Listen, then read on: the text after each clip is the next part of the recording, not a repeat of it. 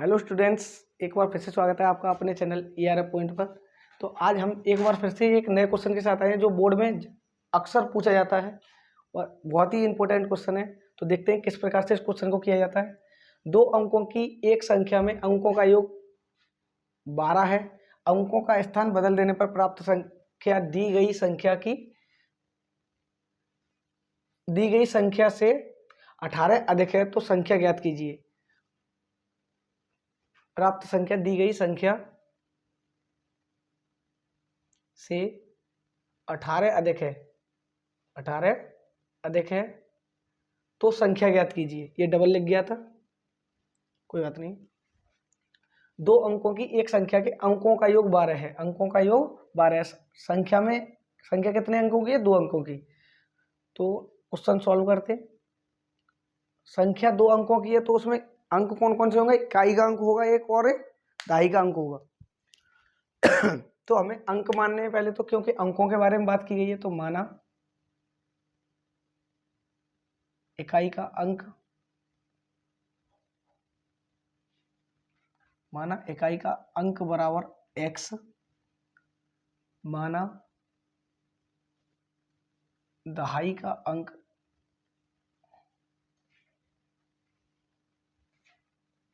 बराबर y। यानी कि इकाई का अंक कितना है? x और दहाई का अंक हमने मान लिया y। उसके बाद बोला गया अंकों का स्थान बदल देने पर संख्या, यानी कि संख्या के बारे में बात हो रही है। किसके बारे में? संख्या के बारे में। तो सबसे पहले हम इकाई और दहाई के अंक पता चल गए, हम तो संख्या बना लेते हैं। और इकाई का अंक क्या है? x है, तो x में 1 का गुणा होगा, यानी इकाई के स्थान पे, प्लस दहाई के स्थान पे y है तो y में किसका गुणा होगा? 10 का। तो हमारी संख्या क्या बनी? 10y plus x। ये क्या हुई? हमारी संख्या हो गई। ठीक है, अब आगे चलते हैं। तो हमें शुरू से एक बार सवाल को, क्वेश्चन को दोबारा से पढ़ते हैं। दो अंकों की एक संख्या में अंकों का योग 12 है। अंकों का योग क्या है? 12। तो अंक क्या है? x और y। तो x और y अंक है तो हम इसे लिख लेंगे y प्लस x बराबर 12। अंकों का योग कितना है? 12। तो दोनों अंकों को जोड़ के हमने लिख दिया 12, समीकरण 1 डाल दिया। ठीक है, अब बात की गई है आगे, अंकों का स्थान बदल देने पर प्राप्त संख्या दी गई संख्या से 18 अधिक है।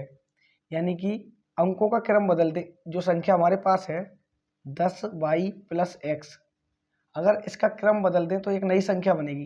यानी कि y की जगह x कर दें, x की जगह y कर दें।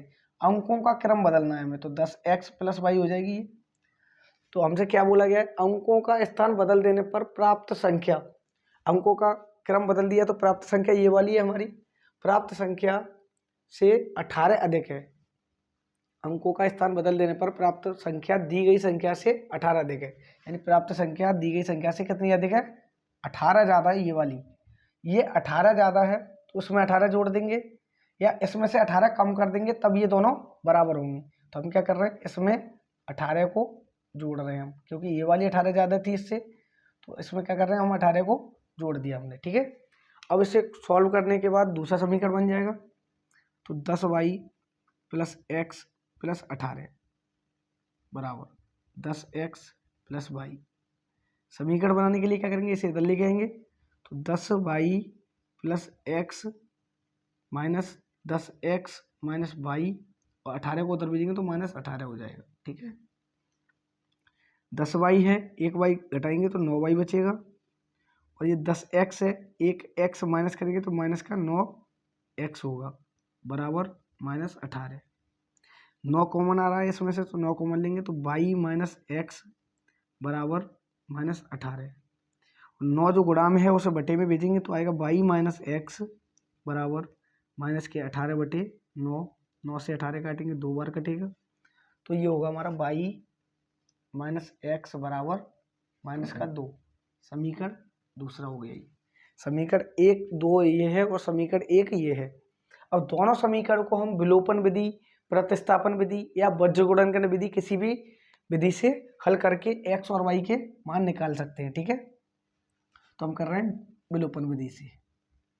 विलोपन विधि से वैसे लिखने की कोई ज़रूरत नहीं है कौन सी विधि से कर रहे हैं, लेकिन मैंने फिर भी यहाँ पर लिख दिया है जिससे आपको पता चले कि कौन सी विधि लगा करके मैंने सॉल्व किया है। तो पहला समीकरण लिखेंगे y माइनस एक्स बराबर 12, यह है हमारा पहला समीकरण और दूसरा है y माइनस एक्स बराबर -2। यह है दूसरा समीकरण। देखो ये माइनस का x है, ये भी माइनस का x है, ये y प्लस का है, ये y प्लस का है। तो या तो चिन्ह बदल दो इनके तभी ये कटेंगे। अगर इसका चिन्ह बदला है तो ये माइनस हो जाएगा और ये प्लस हो जाएगा, ये कटेगा। अगर एक का चिन्ह बदलते हैं तो हमें सबके चिन्ह बदलने होते हैं। एक का चिन्ह बदलते हैं तो हमें सबके चिन्ह बदलने होते हैं। एक मिस्टेक हो गई, देखिए यहाँ पर पहला समीकरण जो लिखा था यहाँ पर प्लस का चिन्ह है, ठीक है। तो हमें चिन्ह बदलने की जरूरत होगी नहीं अब, ठीक है। तो x प्लस का है, y माइनस, वो x ऊपर वाला प्लस का है, नीचे वाला x माइनस का है, तो ये ऐसे ही कट रहा है। तो हम y को जोड़ सकते हैं, 2y बराबर 12 में से 2 माइनस होंगे तो 10 बचेंगे। तो y का मान यहाँ से निकालेंगे तो हमारा आएगा 10/2, 2 से 10 काटेंगे तो 5 आएगा। तो y का मान आ गया 5। और y का मान किसी भी समीकरण में रख दो तो y का मान समीकरण 1 में रखेंगे, उससे हमें x का मान मिलेगा। किसका? x का। y का मान समीकरण 1 में रखने पर इससे हमें क्या मिलेगा? x का मान मिलेगा। जैसे ही x और y दोनों के मान हमें मिल जाएंगे उसके बाद क्या करेंगे? y का मान क्या है? 5। तो 5 प्लस x बराबर 12। तो x बराबर आएगा 12 माइनस 5, x बराबर आ गया हमारा 7। देखो ये आ गया हमारा x का मान और ये है हमारा y का मान। x और y हमने माने थे इकाई और दहाई के अंक। इकाई और दहाई के अंक हमें पता चल गया क्या है। इकाई का अंक x है और दहाई का अंक क्या है हमारा? 5। इकाई का अंक x यानी 7 हो गया और दहाई का अंक y यानी कि 5 हो गया। तो संख्या हमसे पूछी गई थी कि संख्या ज्ञात कीजिए। तो अतः संख्या बराबर, अतः संख्या बराबर, संख्या बराबर, संख्या क्या थी हमारी यहाँ पर? 10y plus x, 10y plus x. अब इसमें y और x के मान लगा तो 10 गुणा में y का मान कितना आया था अभी? 5, x का मान आया था 7। तो 10 पंजे 50, 50 में 7 जोड़ेंगे 57। तो संख्या क्या होगी? 57 होगी हमारी।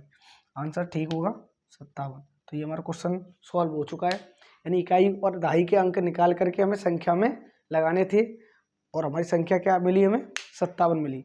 तो आपको क्वेश्चन अच्छे से समझ में आया होगा। ये क्वेश्चन आपके बोर्ड एग्जाम में देखने के लिए मिल सकता है। ऐसा नहीं मिलेगा तो संख्याओं को बदल दिया जाएगा, लेकिन क्वेश्चन इसी तरीके से सॉल्व होगा। ठीक है, थैंक यू। तो हमारा अगला क्वेश्चन है जो निर्देशांक ज्योमेट्री से है और बहुत ही इंपॉर्टेंट क्वेश्चन है जो बोर्ड एग्जाम में ज़्यादातर देखने के लिए मिलता है। ठीक है, तो इसमें क्वेश्चन में पूछा गया यदि बिंदुओं -1, -3 तथा x, 9 के बीच की दूरी 13 मात्रक है तो x का मान ज्ञात कीजिए। तो इसका चलो थोड़ा सा प्रारूप बनाते हैं। एक बिंदु दे रखा है -1, -3 और दूसरा बिंदु दे रखा है x, 9। इन दोनों बिंदुओं के बीच की दूरी कितनी दे रखी है? 13 मात्रक। 13 मात्रक, 13 मात्रक का मतलब है कुछ भी मात्रक हो सकता है। बीच की दूरी हमें बता दी है कि कितनी है? 13 है। यानी कि बीच की दूरी का फॉर्मूला तो लगाना है, लेकिन दूरी हमें पहले से दे दी है। सूत्र क्या होता है बीच की दूरी का? बीच की दूरी का सूत्र होता है हमारा, सूत्र भी लिख दे रहा हूँ, याद रखेंगे हम। रूट के अंदर x2 - x1 का स्क्वायर प्लस y2 - y1 का स्क्वायर, ये होता है बीच की दूरी का सूत्र। जैसे याद नहीं है वो याद कर लेंगे, तो जैसे याद है वो क्वेश्चन को ध्यान से देखेंगे। इस बिंदु को A मान लिया है, इसे B मान लिया है, तो इसे सॉल्व करते हैं हम। बिंदु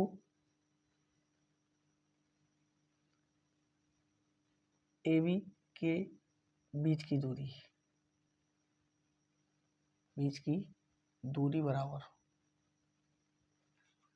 रूट के अंदर आएगा x2 - x1 का स्क्वायर प्लस y2 - y1 का स्क्वायर। तो यहाँ पे x2 x1 क्या है और y2 y1 क्या है? तो देखो x1 y1 और x2 y2 ये होते हैं इनके मान। तो तो इनके हिसाब से हमें इसमें वैल्यू पुट करनी है। तो बिंदु ए बी के बीच की दूरी कितनी है, 13 मात्रक दे रखी है, 13 बराबर रूट के अंदर x2 कितना है हमारा, x2 है x, तो x माइनस x1 कितना है, x1 दे रखा है हमारा -1, तो माइनस का चिन्ह पहले से था, यहाँ पे आ जाएगा प्लस का स्क्वायर, ठीक है, प्लस होता है y2 कितना है 9 माइनस y1 है 3 माइनस का, तो ये प्लस हो जाएगा इसका स्क्वायर, ठीक है। तो 13 बराबर x प्लस 1 का स्क्वायर प्लस 9 और 13, 9 और 3 12, 12 का स्क्वायर। अब देखिए इधर रूट है और इधर ऐसी संख्या है, तो रूट हटाने के लिए क्या करते हैं हम, वर्गमूल को हटाने के लिए वर्ग करते हैं। दोनों पक्षों का वर्ग करने पर, दोनों पक्षों का वर्ग करने पर, वर्गमूल को हटाने के लिए क्या करते हैं, वर्ग करते हैं। तो 13 का वर्ग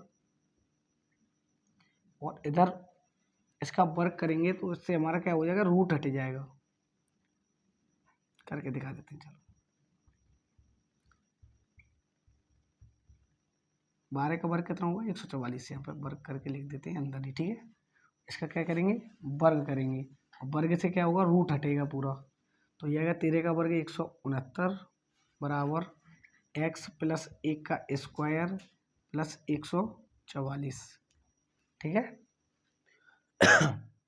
144 को इधर भेजते हैं हम, तो 169 माइनस 144 बराबर में x प्लस 1 का स्क्वायर, x प्लस 1 का स्क्वायर, ठीक है। 169 में से 144 माइनस करेंगे तो आएगा हमारा 25 बराबर x प्लस 1 का स्क्वायर, तो 25 को हम लिख सकते हैं 5 का स्क्वायर बराबर x प्लस 1 का स्क्वायर। देखो दोनों की घातें बराबर हैं, दोनों की घातें जब एक जैसी होती है तो हम आधार की तुलना कर सकते हैं, और आधार एक जैसे होते हैं तो घातों की तुलना कर सकते हैं।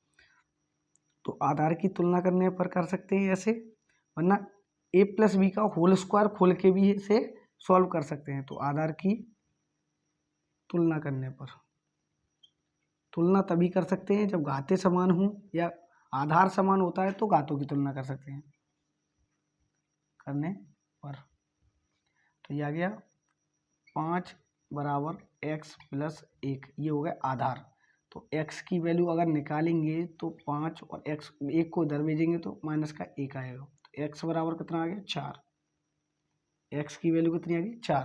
तो हमसे क्या पूछा था, x का मान पूछा था, x का मान कितना होगा हमारा 4 होगा, ये आंसर होगा, ठीक है। तो क्वेश्चन आपको अच्छे से समझ में आया होगा। ये क्वेश्चन आपसे बोर्ड एग्जाम में ज़्यादातर देखने के लिए मिलता है और पूछा जाता है, ठीक है। तो वीडियो अच्छी लगी हो तो वीडियो को लाइक करें, शेयर करें और अपने दोस्तों के पास ज़्यादा से ज़्यादा दोस्तों के पास शेयर करें। Thank you.